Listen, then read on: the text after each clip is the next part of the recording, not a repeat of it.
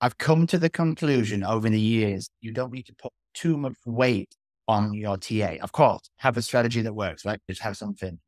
But like, don't get too hung up on it in the sense that if your TA fails, because you can't fail. Yeah, I think if you show the same chart to 5 technical analysts, they can all come up with a different scenario. There's so many different tools. I think people feel the need to give themselves a security net by adding indicators and tools to the chart. Yeah. And all that means is that restricts you and gives you less freedom to interpret the chart how you need to interpret the chart. I call it analysis paralysis. You just put too much on there, and then before you know what, every level is a tradable level. I know a friend of mine, and he basically alternates his indicators every week, 3 indicators every week. And he sent me one through the day. He says, I've cracked it. I've got these indicators on, and I basically turn the candles off and wait for these lines to cross. I'm like, you're taking all the data out of the chart, but maybe a moving average is very useful. A moving average is good, right? But like all these different lines and squiggles and things, it's not necessary. So that was where I was getting at with the TA stuff. And then I think the big meat of the pie is all to do with how you approach the market. And I think that people in your trading community have a stumbling block, or maybe at a point where their trading is at a certain level. I'm not saying I'm at that level yet, far from it, but I know what I need to do. Yeah, there's definitely positivity to come out of looking at analyzing their thought processes and what goes on in their head when you take a trade. Like, why did you take that trade? Did it go your way? Did it not go your way? Because sometimes a trade doesn't go your way, and I'm okay with it because maybe there's some news that I didn't price in. I didn't see some news or something that came through, and it's totally unexpected. Maybe it did pop up on my news feed, right? Or maybe just didn't pan out that way. But as long as you've done your TA and everything's done and you're in the right mind before you make that trade, and you're not just like open up your laptop in front of the sofa and just kind of flick through on trading view, which is dangerous, which we all do. Like, we all do it, right? As long as you're not doing that, I think there's a lot to be learned from losing trades as much as there is to be learned from positive trades, possibly more. You can just break down, okay, what did I do wrong? And sometimes you'll do a losing trade and you'll do nothing wrong at all. And in which case you can just be like, okay, that's fine. Just move on, on to the next. Because we know we're going to have losing trades. I always say, listen to your gut as well, because if you put a trade on and you're feeling nervous about it, it's not because you're worried that it's going to be a loser because you know you're going to lose. It's because you risk too much and you can't afford the loss. If you're staring at your phone every 5 minutes and you're checking your P&L, and if you're running it overnight and you're dreaming about it, or you're waking in the night and first thing you're doing is checking your phone, it's because you've got too much risk on. Yeah. I was doing it at traffic lights, stuff. Traffic light, you're like, oh, what's it doing? It's because you're overexposed. Exactly. And you've got to be able to place the trade and not really care about if you. That's what I say. Not care. If you're forgetting about it, which I do, then I think you're doing all right. I think that's a learned skill as well, though. I do think that's a learned skill because I think that's something that you've got to condition yourself to over and over again, right? I think that's something that it's like that rubber band. You've got to be able to just not stretch that rubber band too far and just be able to stay within your limits, right? But yeah, if it's too much, you just knock it down a bit, reduce your lot size. Yeah. And the same goes for the other way. When you do put on like a big trade and it goes bananas and all of a sudden you've made like 4% or whatever in one trade by risking 1%. Yeah, that's equally dangerous because then you expect those results to repeat themselves to be a similar thing. Really, you can be happy with 1.5 hours. That's okay. 1.5 hours, 1.8 hours. Yeah, it's what you need. Yeah. This is something that I'm learning very, very, very slowly. And I've got to the point now, if I see like some money in MT4, I'm like, I might just take $100 off, I'll just take a little bit off. And on the one hand, it kills you because you're taking away from your final P&L, right? You're cutting away from the final piece of the pie. But once you've taken it off and you've put it in it, you see your equity, your balance go up. Because anxiety obviously builds when a trade is losing, but anxiety builds as a trade is winning. Because you see the money and you're thinking, I don't want to lose that money, but I don't want to take the trade off because I think there's a lot more gas in the tank for this one. And that's when you're like, oh God, what do I do? Do I get out? And as soon as the market starts moving back, you're thinking, damn it, I should have taken the money. And you're all over the place. Yeah. Actually, your mind and your brain is a good indicator of when, because you think about it, trading is nothing but lots of people all around the world putting positions on and taking positions off. So people are all also going through the same emotion when they're looking and going, oh, that candle looks nice, big and green or whatever. People are going to start taking money off, and you want to be the first person to take the money off. You've got to train yourself to be the first person to take the money off. It's always before the resistance level that it starts to falter. It never quite goes straight up to it. It always starts to teeter off because people are just taking it off, and it starts to run out of steam. And the sooner you wrap your head around that, sometimes I do it, and then immediately it starts reversing. I'm like, well done. You're probably the first in the queue when it came to taking up the table. You're literally the first guy in the queue. Say, I'm out, let me out. And then sometimes you leave it too long. There was this phase I went through for a long time. As soon as the trade was up £1,000, it didn't matter how long I'd run the trade for, what market I was trading, what the size was. For some reason, hit £1,000 and it would never go through it. And I just wouldn't take a profit. It was like there was this monetary barrier in my account for each trade that I just couldn't get through. There's a huge psychological barrier, I think, in all aspects of it.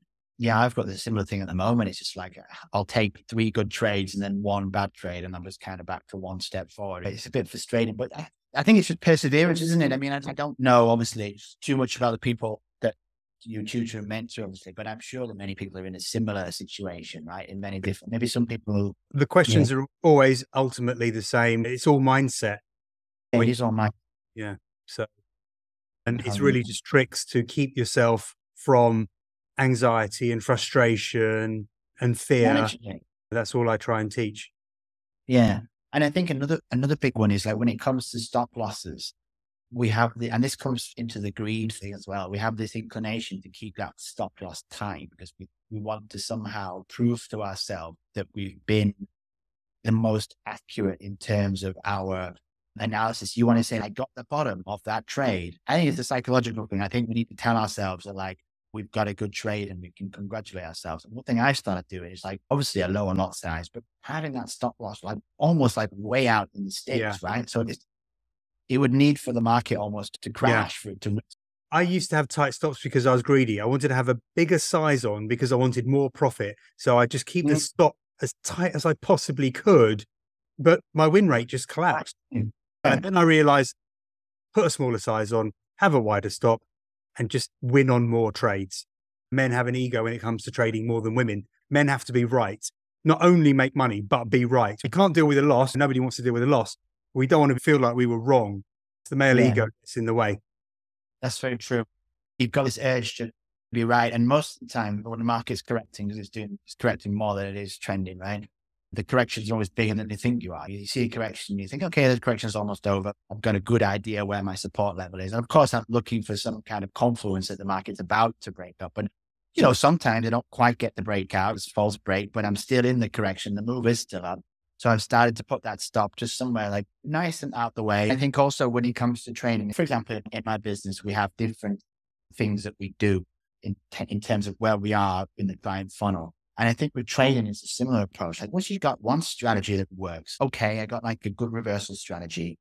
Now I'm going to work on a trending strategy. And you can start to like bolt strategies onto it. And then you can start to level up. What about trading more markets? How many markets do you actually trade?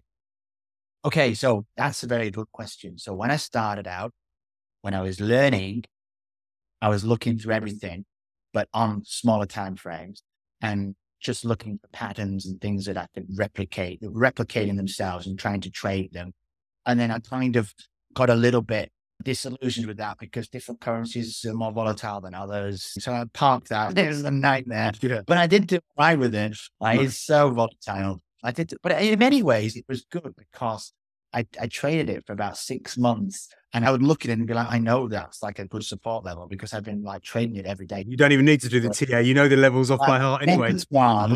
Like a relationship with a pair. Yeah. But and then what happened as a consequence of that was by focusing on one pair, I was over trading a little bit because I was sitting myself down at 9 p.m. here, which is like US Open, and looking for trades. And sometimes my trade wasn't there, right? So then I widened the net a little bit and said, okay, I'm going to refine the parameters of what I look for in a trade, but I will on a Sunday take 3 hours. I'll go through all the pairs on TradingView, quick look at the daily bias, see if the daily bias is in the direction that I want to be. If the daily bias is in the direction I want to be, I orange flag them just so they've got the little orange flag next to them. What's that? And then I go, Yeah, you just go on TraderView and you can just put a little flag next to it, and then you can just filter them by the flags.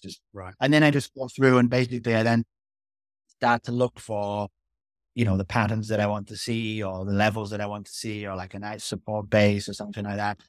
And then I just basically, like, I'll pick 3 or 4, I'll TA them, I'll print them out, and then I'll go through it, read it, and then I'll just pick 1 or 2, take 1 or 2. And then I try, although I haven't always been able to stick this, try, like, after Monday is done, that's it then, just stay the hell away. Do you have a target for the week? It's 2%. So 4% is my target. Sorry. Yeah. Okay. I'm happy to 2%. But if I hit 3.2 and it's a Wednesday, well, I'm doing that. Like, yes, as proof of concept. It's just on my like mini account. And then I'm also doing one of those, what do you call them? Challenges. Thing is, yeah. Just because I feel like it's good exercise to do, and they're like $200 and they'll give you. Yeah, I think it's exercise. The discipline really is enforced. Yeah. I think it's probably a really good way to learn by risking a tiny amount of money. You absolutely have to stick to their rules. The rules are tough.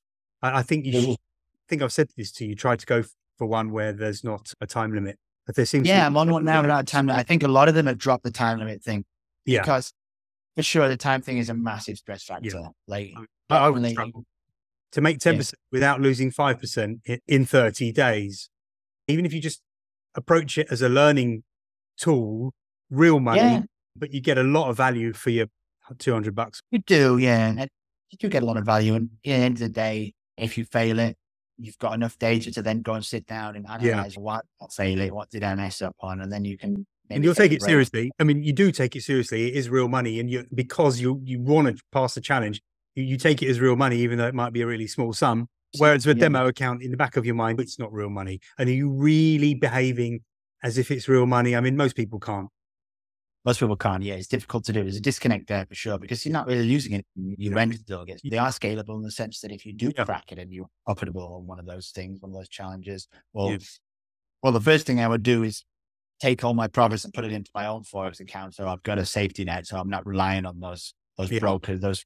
But basically you can then go and attach on different funded firms or whatever, and you can build up quite a little nesting quickly. For me, if it takes another 3 or 4 years, I'm not bothered. I'm okay with it. If it takes another 2 or 3 years, I'm not in a mad rush to do it.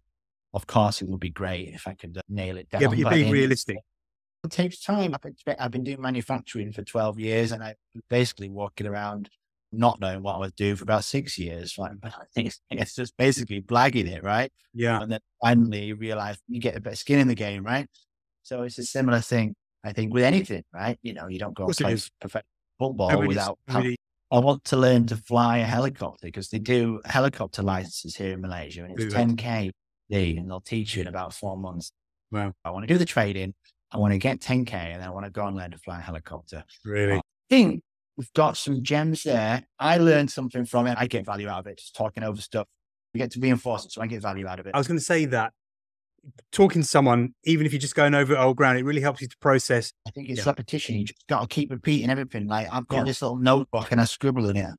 It's like, when you set a stop loss, have a look at it and see if it could be a limit order. Just little things to make you think, because sometimes you go into the market a little bit eager, and then once you take it, you look back and you just see, okay, well, maybe I could actually buy at that level instead of being stopped at that level. And how many people get stopped out? You always get stopped out, and then it reverses.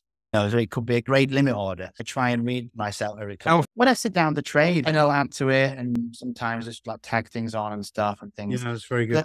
You're kind of learning a language in many ways. You're trying to teach a brain to function in different ways, and interpret things in a different way.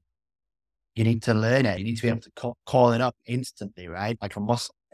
That's actually a really good point. There's so many parts of trading which go completely against what we are conditioned to do in our lives. So, for example, if a price goes down, we think it's cheap. If you go to the supermarket and there's 50% off, right, I'm going to load up with those. If the price of gold goes down, it might mean this is the beginning of a move to the downside and you should actually be selling it. So there are things like that. It's gone down. Why do I want to start selling it now? It doesn't make sense. Yeah, there's a reversal pattern there, and it's the beginning of a move to the downside. So yeah, that's a huge psychological barrier when you see things like, for example, your mind's telling you not to do what your analysis is telling you should be doing. Mate, thank you. That really was good. I think we'll get some some likes for this on YouTube. I'm going to try and make this a series. I'm going to ask more followers and subscribers. Genuine question, like how many people do you get coming to you? How many people do you get that are willing to pay for like the psychological help? Is it low? No, people don't want to pay for anything. I offer free 15-minute mentor sessions, and 90% of people don't even bother turning up. And then I offer this kind of services that I offer to you. People don't want to pay, but they'll go and blow $200 on a trade, but they won't pay a couple $100 to have a chat with me for an hour. People get themselves into this massive hole and they're not willing to spend £100 on. But they come to me when they've done tens of thousands of dollars. So I can help you out in 2 or 3 hours. And I've got a free 5-day challenge coming out. All right. Thanks a lot, Jason. Cheers, man. Chat soon.